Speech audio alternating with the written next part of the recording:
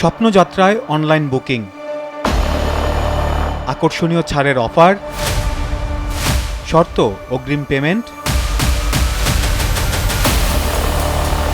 আর তারপর হঠাৎ নিখোঁজ সেই অনলাইন ট্রাভেল প্ল্যাটফর্ম।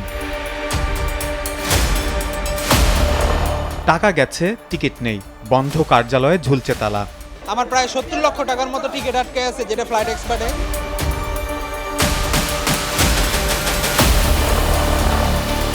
ঠিক তখন এমন বাস্তবতা আর স্বপ্নের যাত্রা পরিণত হয় দুঃস্বপ্নে। প্রায় 80 লক্ষ হতে 1 কোটি টাকার আমার ট্রানজ্যাকশন। নীতি মানার কারণে হয়তো স্ট্রাকচারটা ডিফারেন্ট করতে হয়েছে।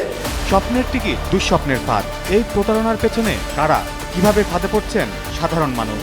দেখতে চোখ রাখুন 13 মার্চ শুক্রবার রাত 10টায়, শুধুমাত্র দেশ টিভির পর্দায়।